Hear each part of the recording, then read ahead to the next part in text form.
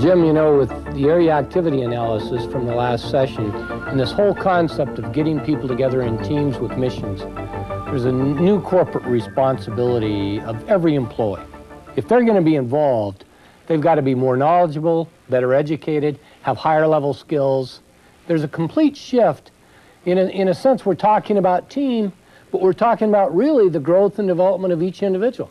When you start to think about it, you can put a person in a team, but you cannot make them participate. The team environment stimulates that, but you really need to get down to the individual. You have to get the message to the individual. Really, when you start to think about it, we may function in a team environment for 1 hour out of the 40 hours we work. We got another 39 hours we function as individuals. And why do you go to work? You go to work because you want to make a living for your family. You want to come home to your family with a paycheck. You want to be proud of the job. You want to be proud of what you accomplished. And your family wants to know, what did you do? Not what did the team do. So individual involvement is very, very important. And particularly in the United States, with our strong desire to compete, the individual is very important. And we consistently overlook that. We think we can do everything with teams. Well, it seems like there's a real paradox here. The individual development and achievement and being a part of a team. And what we need to do is get a nice balance. We've got to weigh those and get a balance. We've got to make a person feel happy that they're part of a team, but also find that they can accomplish something as individuals. And that ties all in preparing them to do their job. You remember the 3 T's? What was the first one? Training. We have to train people to do their jobs as individuals. You don't train teams of people. You get a new secretary and you train her to do her job. You train a new lathe operator. Training is individual. And we have to have very, very good job training programs that are focused on the individual, that prepares them to do their job right every time. We no longer train because it's nice to do. We train because it's just good business sense. You cannot afford to have technical obsolescence within your workforce. Your workforce has to be up to the latest level if you're going to produce high-quality product. And what you need to do is to document training requirements. Every job should have a training requirements related to it, documented, and that should be planned. When you bring somebody in, you should understand how much training has to be given up front before they start producing product that's going to a customer. And the planning cycle should take into account bringing people in early to do the training. What happens most of the time? When does a person arrive? Well, he arrives when he's supposed to do the job. Or 3 days after you're supposed to start it, because you can get somebody on time, right? That's right. And what we need to do is to set up management systems that bring people in time so we can train them before they have to start producing. And that's the first ingredient of preparing that individual to take pride in his job. We've got to make him be proud that he's working for the company. So that's an important facet.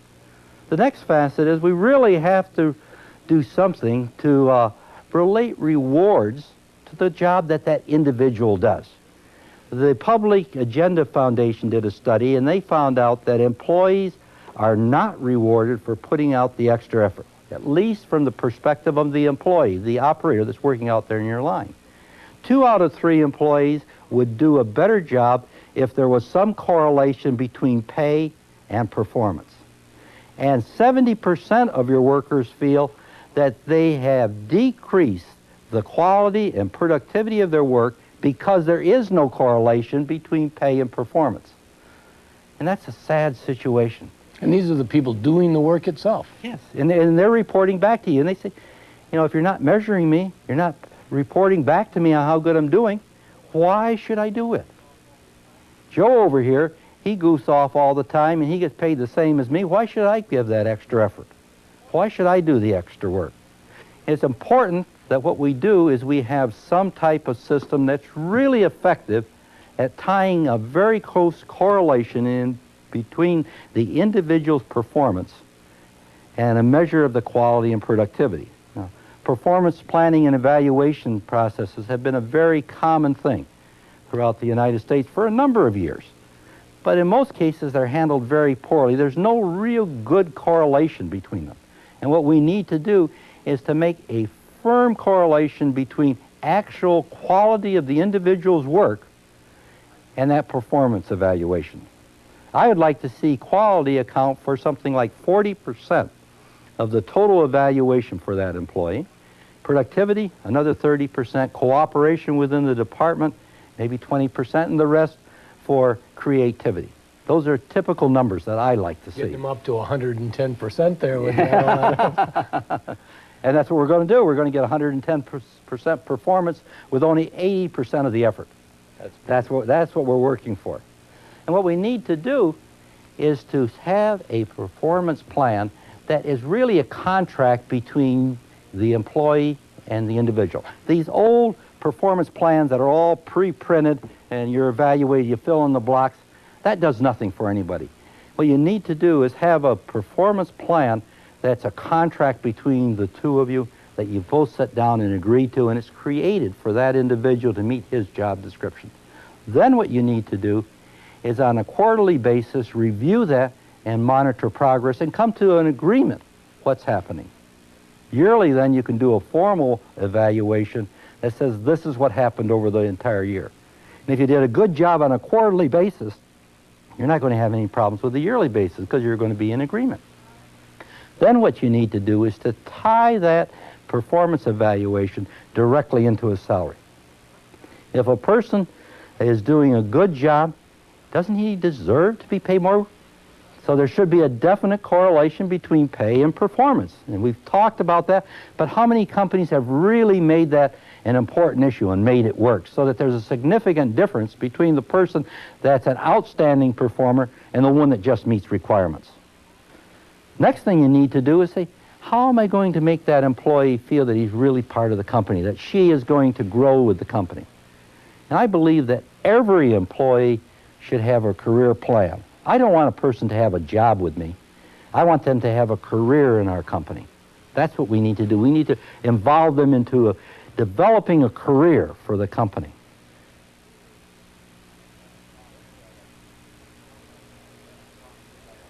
Well, with Globe Metallurgical now, it's much more employee-oriented. We're much more into our job. We take pride in our job, and everybody's involved from the first step to the last step. Everybody takes an active part in it. When we have a problem, we go through channels and we work the problem out as a team. We work together as a team for a common goal. And that goal is to produce the lowest cost, highest quality product in the world. And we're doing that. You know, we're good. You know.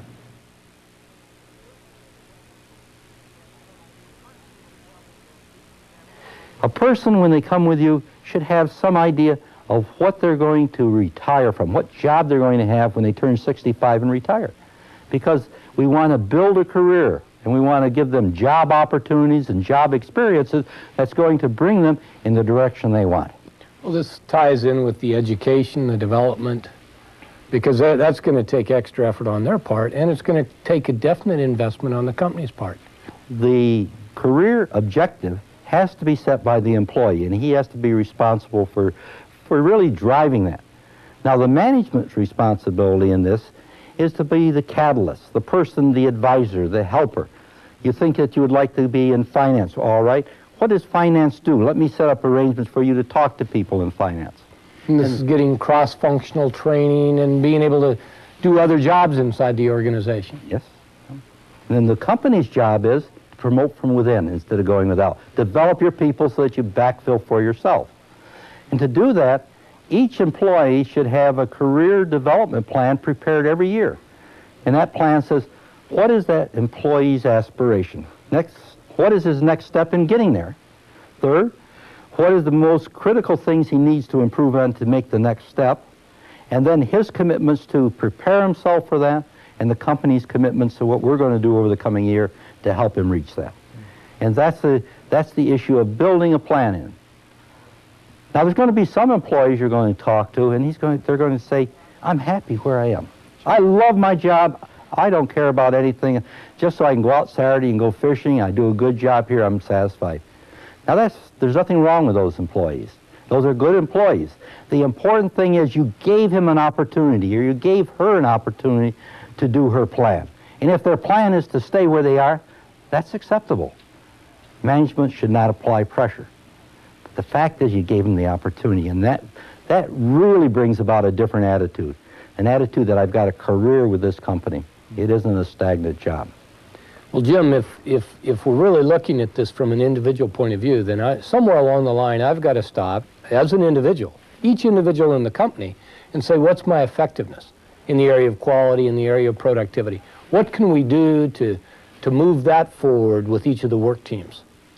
Well, that's an excellent point. I think that this is the right time to stop and to do a little experiment. What I'd like to have the class do is to each of you take the next few minutes and make a list of how you would measure your personal efficiency, quality, effectiveness, productivity. And what we'd like to have you do is prepare that and say how it has changed in the last year and what was the roadblocks that kept you from changing even more. We'll see you in a minute.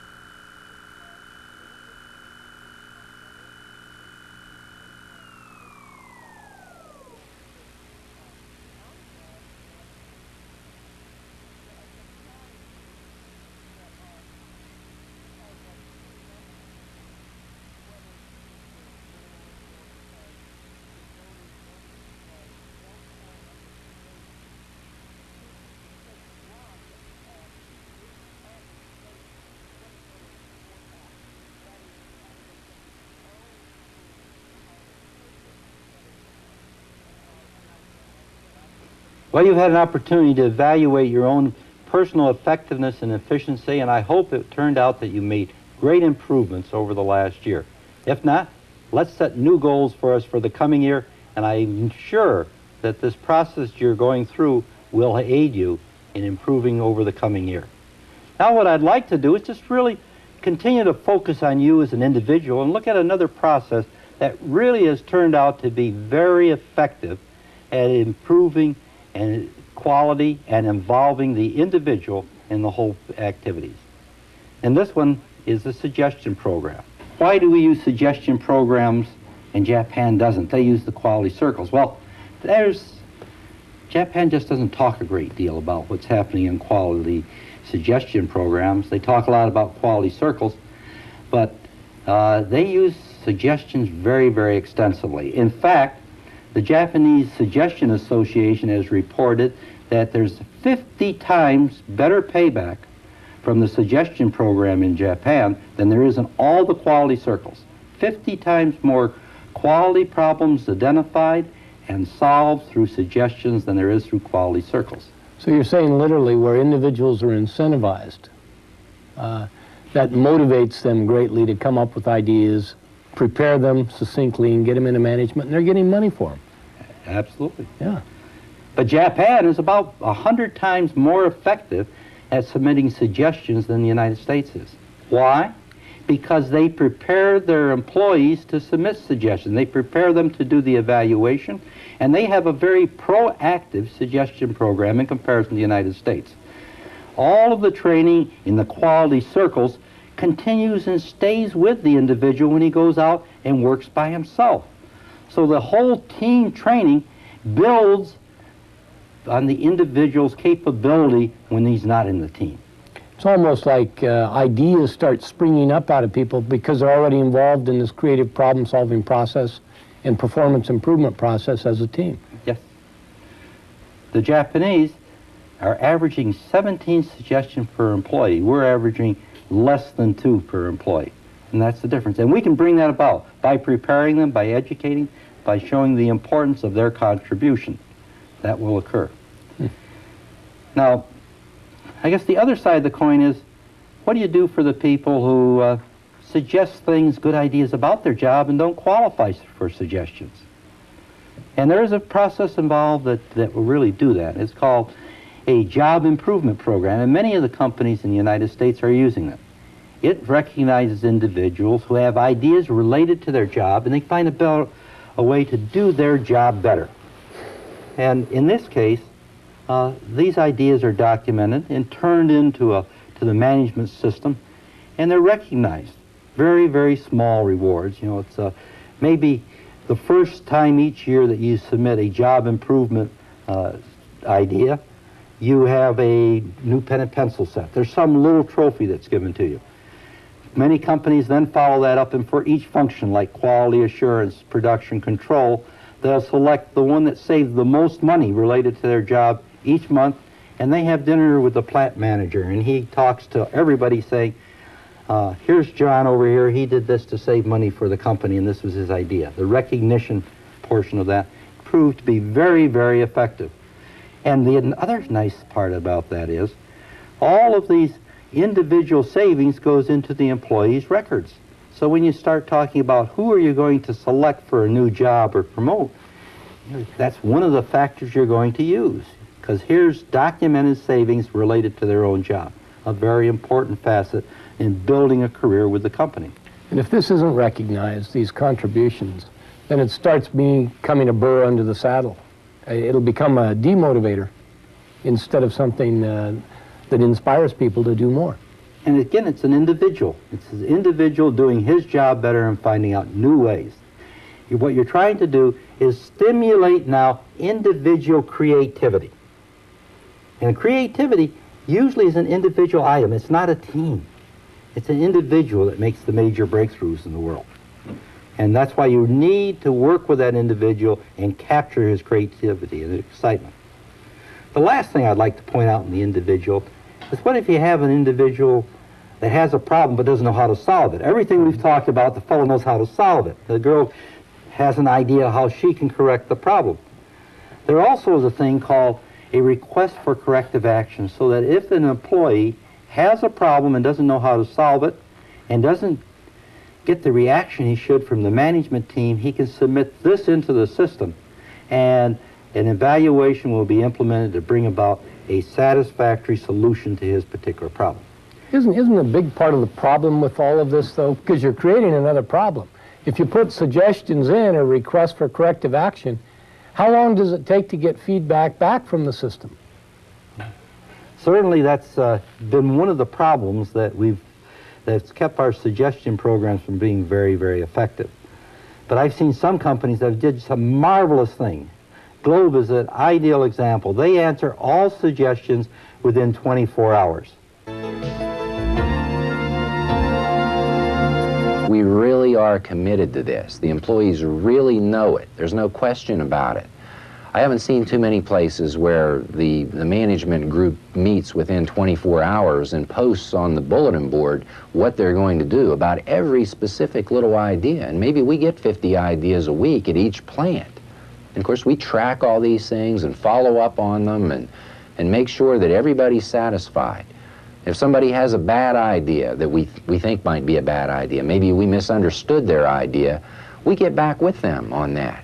And we sit down with them, because if it was good enough for them to put it down on paper, then it was important to somebody.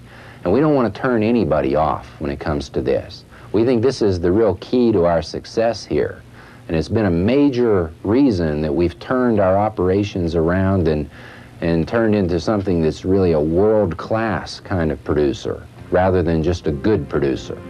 They're proud of that, they know we support them, and it's something that we just really are enthusiastic about as upper management. Japan has the employees investigate the suggestion to the point and review it with the manager so that a decision can be made right on the spot. So suggestions there, bing. It's done. And that's where we've got to get to. We've got to get the employees involved. We've got to get them, provide them with the tools so that they can do a good evaluation and a suggestion can be accepted. 96% of all the Japanese suggestions that are submitted are accepted because they've all been evaluated, and when they come in, all we have to talk about is implementation. So by the time it gets to be a suggestion, you're almost guaranteed it's going to make it. When you start looking at what's happening and the individual interface is really just getting back to basics, the basic good management systems. We really want to be appreciated as individuals. We've got to take each individual and show our appreciation to him or her for her contribution. We really, as an individual, want to be associated with something worthwhile. We want to feel that the job I'm doing is worthwhile, that it's important. We want to feel that we can grow with the company and be part of the company, that we're not just a number that's over here. We want to have a manager who will level with us. Too many managers avoid unpleasant situations. They move around them. An employee respects you and really appreciates you when you level with him and tell him what he's doing wrong so he has a chance to correct it. And that honesty is a very important facet of this whole improvement process. Bring about honesty and trust in that individual. And last, people want to be treated as an individual, as a person, not as a number. And when we get back to that basic structure and focus on the individual, monstrous changes take place. And that's what it's about. The individual doing his job every minute of every day, right all the time.